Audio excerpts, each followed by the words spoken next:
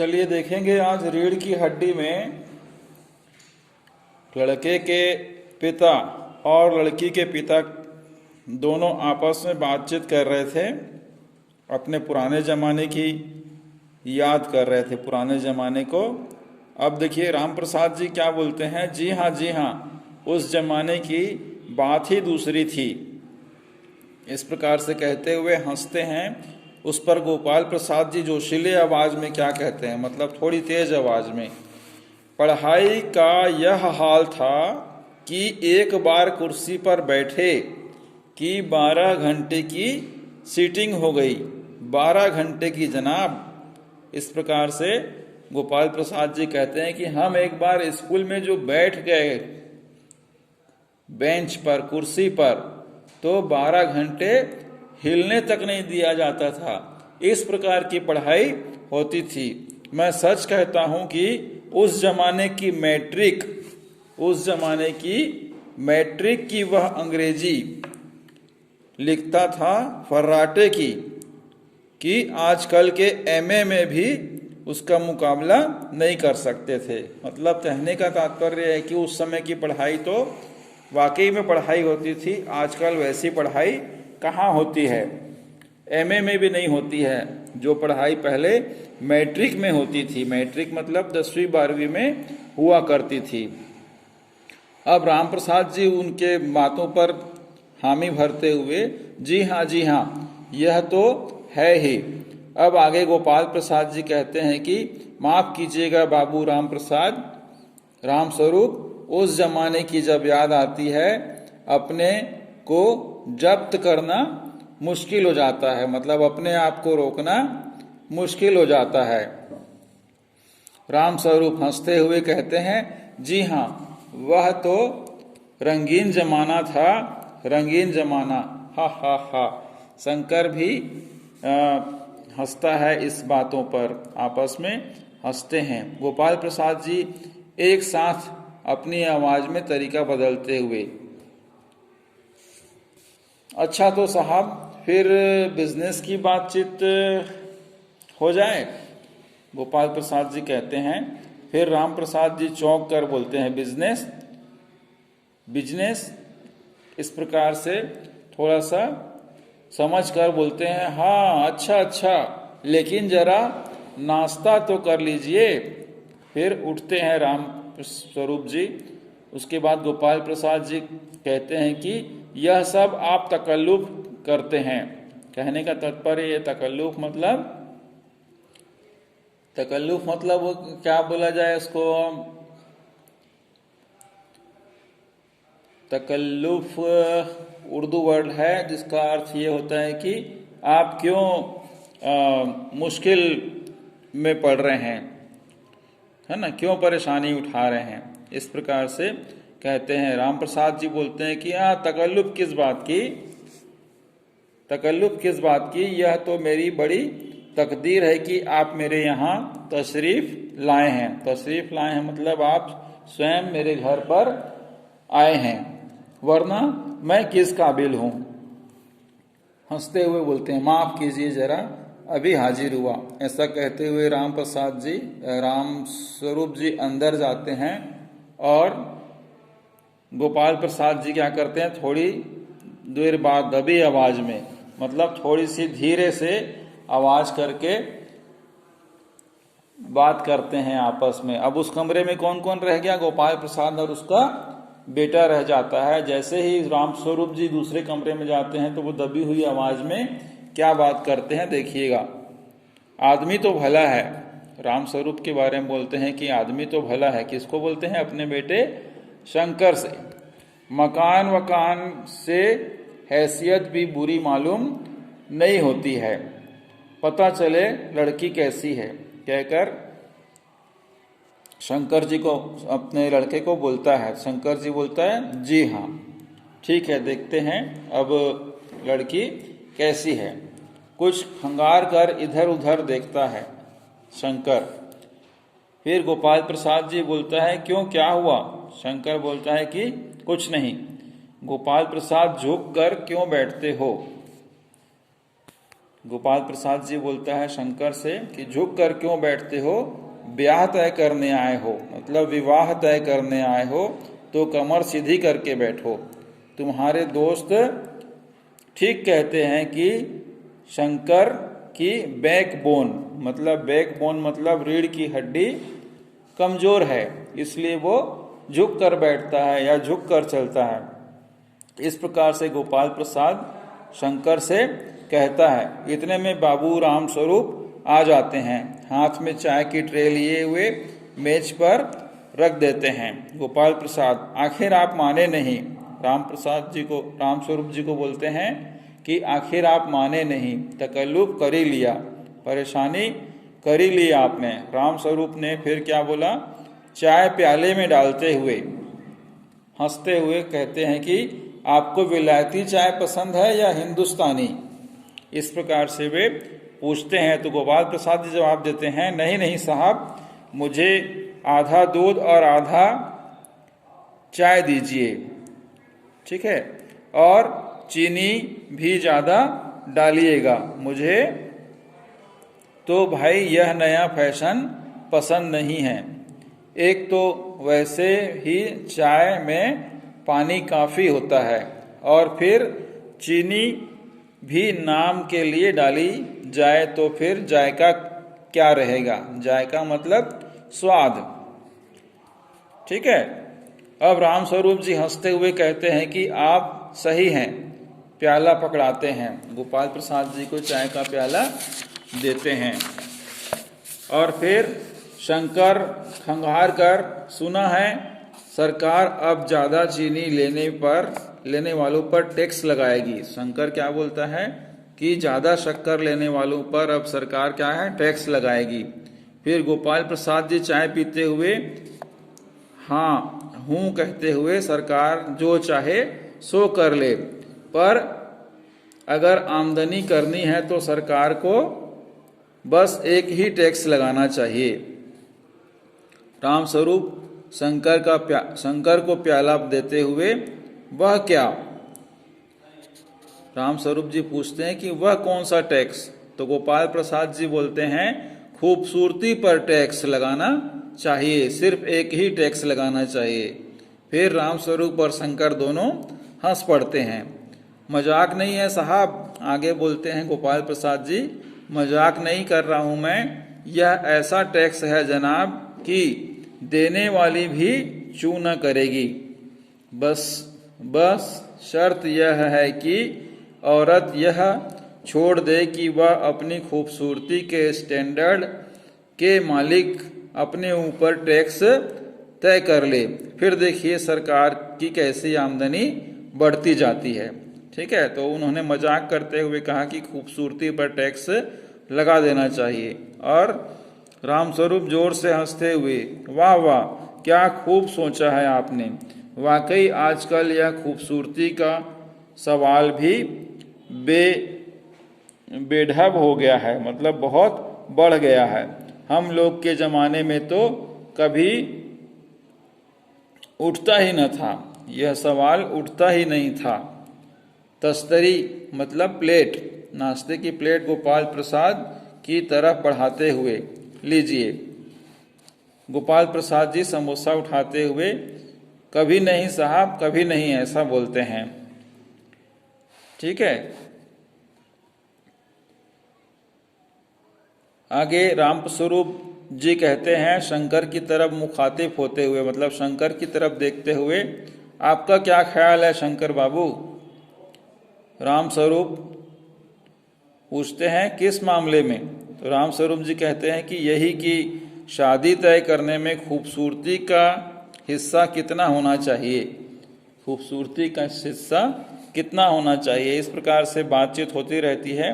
गोपाल प्रसाद जी बीच में ही कहते हैं, यह बात दूसरी है कि बाबू रामस्वरूप, मैंने आपसे पहले ही कहा था कि लड़की खूबसूरत होना निहायती जरूरी है, कैसी भी हो, चाहे पाउडर वगैरह लगाए, चाहे जैसी हो।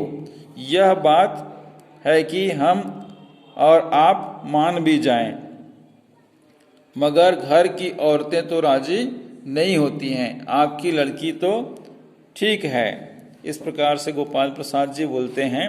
फिर राम स्वरूप जी बोलते हैं, जी हाँ, वह तो आप देख लीजिएगा। इस प्रकार से बोलते हुए बात आगे बढ़ती है। गोपाल प्रसाद जी देखना क्या है बोलते हैं, बस जब आपसे इतनी बातचीत हो चुकी तब तो मेरा यह रस्म ही समझिए।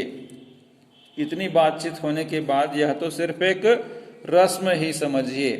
इस प्रकार से गोपाल प्रसाद जी कहते हैं। फिर राम स्वरूप जी हंसते हुए, यह तो आपका मेरे ऊपर भारी एहसान है। आपने ऐसी बात कह दी, ये तो मेरे लिए एहसान जैसा है। गोपाल प्रसाद जी कहते हैं, और जायचा, जायचा मतलब जन्म पत्री को कहा गया है, तो मिल ही गया होगा। मतलब आपस में जन्म पत्री को देखने मिलाने का कार्य होता है, वो मिल ही गया होगा। इस प्रकार से गोपाल प्रसाद जी कहते हैं। राम स्वरूप जी बोलते हैं, जी जायचे का मिलना क्या मुश्किल बात है, ठाकुर जी के चरणों में रख दीजिए, बस खुद ब खुद मिला हुआ समझिए। मतलब भगवान के आगे रख दीजिए और सब ठीक ही ठीक समझिए। इस प्रकार से राम स्वरूप जी कहते हैं। गोपाल प्रसाद जी फिर क्या बोलते हैं, यह ठीक कहा आपने, बिल्कुल ठीक कहा, थोड़ी देर रुक कर, लेकिन हाँ, यह तो मेरे कानों का भनक पड़ी है, यह गलत है ना। इस प्रकार से कुछ पूछते हैं। किससे? गोपाल प्रसाद जी राम स्वरूप जी से, लड़की के पिता से। फिर राम स्वरूप जी चौंक कर बोलते हैं, क्या? जो गोपाल प्रसाद जी बोलते हैं, जो मैंने सुना है, मैंने जो सुनी है वो गलत है न। इस प्रकार से कुछ पूछने का प्रयास किया है राम स्वरूप जी से। गोपाल प्रसाद जी फिर क्या बोलते हैं, यही की पढ़ाई लिखाई के बारे में? जी हाँ, साफ बात है साहब, हमें ज़्यादा पढ़ी लिखी लड़की नहीं चाहिए। मेम साहब तो रखनी नहीं है, कौन भुगतेगा उनके नखरों को। बस हद से हद मैट्रिक पास होनी चाहिए। इस प्रकार से गोपाल प्रसाद जी ने क्या कहा राम स्वरूप जी को कि ज़्यादा पढ़ी लिखी तो हमें नहीं चाहिए, बस 10वीं 12वीं पास होनी चाहिए। हमें ज़्यादा पढ़ी लिखी लड़की शंकर बाबू के लिए तो रखनी नहीं है। क्यों शंकर? इस प्रकार से उन्होंने अपने बेटे शंकर को भी कहा। शंकर ने क्या जवाब दिया, जी हाँ, कोई नौकरी तो करनी नहीं है। उसने क्या जवाब दिया कि हमें किसी प्रकार की नौकरी तो उनसे करवानी नहीं है। इस प्रकार से राम स्वरूप जी ने बोला, नौकरी का तो कोई सवाल ही नहीं उठता।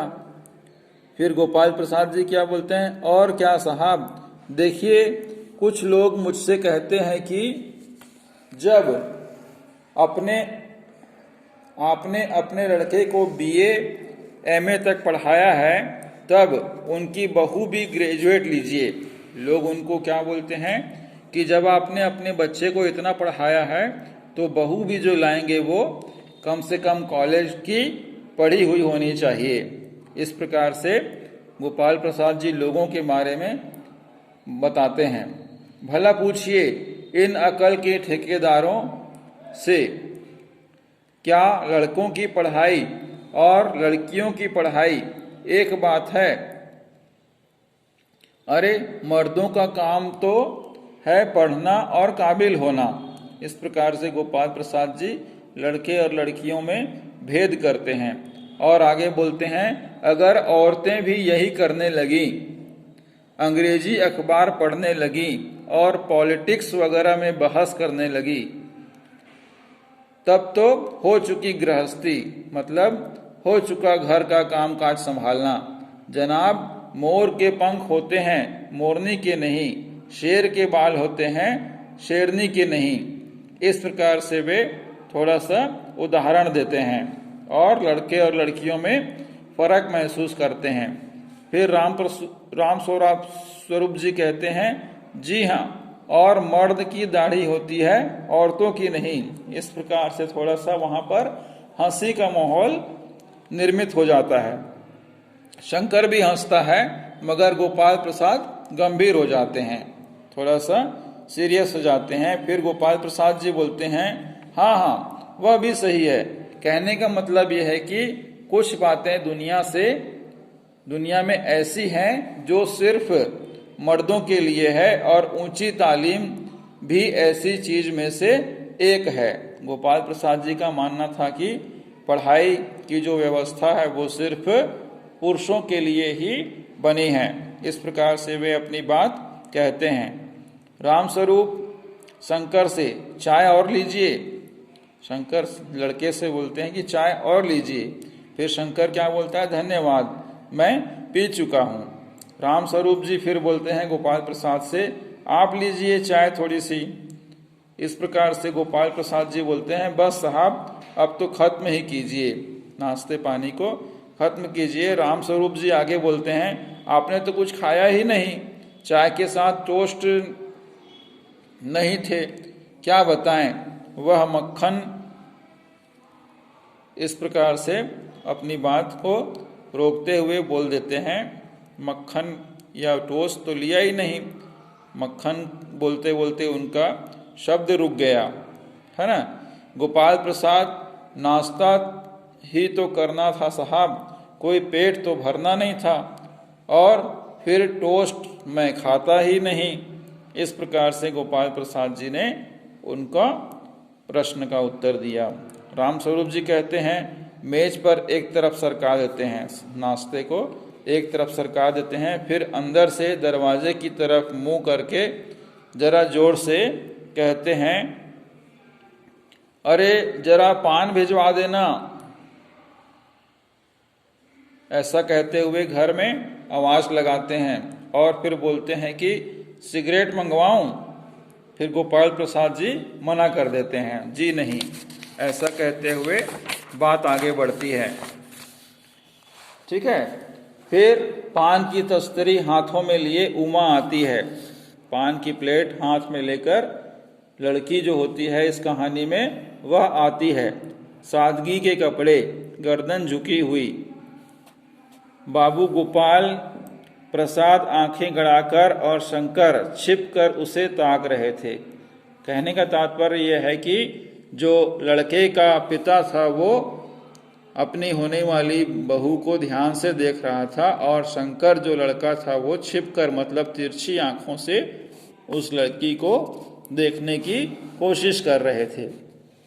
जैसा कि आप इस चित्र में देख रहे हैं, ऐसे ही मेहमान आते हैं, कुछ बातचीत होती है, नाश्ता लगता है ना। इस प्रकार से सादगी से उमा उस कमरे में प्रवेश करती है पान की प्लेट लेकर। राम स्वरूप, हाँ हाँ ये लड़की आपकी लड़की है, लाओ बेटी पान मुझे दो। उमा पान की तस्तरी अपने पिता को देती है। उस समय उसका चेहरा ऊपर उठ जाता है, नाक पर रखा हुआ सोने का रिम वाला चश्मा दिखता है, ठीक है। इस प्रकार से बाप बेटे चौंक उठते हैं।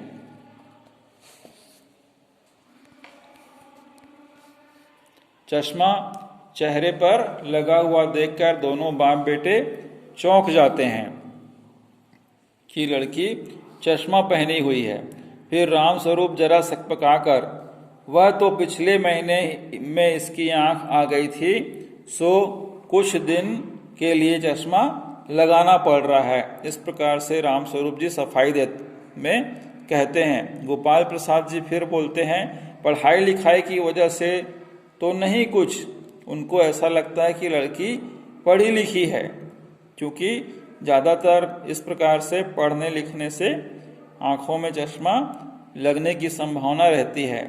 रामस्वरूप जी आगे बोलते हैं, नहीं साहब, मैंने अर्ज किया ना। गोपाल प्रसाद जी संतुष्ट होकर कोमल स्वर में, बैठो बेटी। इस प्रकार से उसे बैठने को कहते हैं। रामस्वरूप, वहाँ बैठ जाओ उमा, उस तख्त पर अपने बाजे के पास। थोड़ी दूर पर एक बाजवट रखा होता है, उस पर उमा बैठती है जहाँ पर बाजा रखा होता है। गोपाल प्रसाद, चाल में तो कुछ खराबी है नहीं, चेहरे की छवि भी, हाँ कुछ गाना बजाना सीखा है। इस प्रकार से गोपाल प्रसाद जी लड़की से, उमा से कहते हैं। राम स्वरूप जी जवाब देते हैं, जी हाँ, सितार भी और बाजा भी दोनों इसने सुन रखा है। सुनाओ तो उमा एक आध गीत सितार के साथ। इस प्रकार राम स्वरूप जी अपनी लड़की को बोलते हैं। उमा सितार उठाती है। थोड़ी देर बाद मीरा का मशहूर गीत मेरे तो गिरधर गोपाल दूसरा न कोई गाना शुरू कर देती है। स्वर से जाहिर है कि गाने का अच्छा ज्ञान है। उसकी आँखें शंकर की छेपती आँखों से मिल जाती हैं और वह गाते गाते एकदम से रुक जाती है। जैसे ही वो लड़के को देखती है, शंकर को देखती है, तो उसका गाना जो है वो अचानक गाते गाते रुक जाती हैं। इस प्रकार से यहाँ तक की कहानी, नाटक को हमने सुना। आगे देखिएगा आगे किस प्रकार से घटना बढ़ती है। ठीक है, लेकिन आज नहीं, अगले दिन। फिर आप भी थोड़ा सा पढ़ते रहिए घर में। क्या होगा आगे देखते हैं अगले दिन। आपका बहुत बहुत धन्यवाद।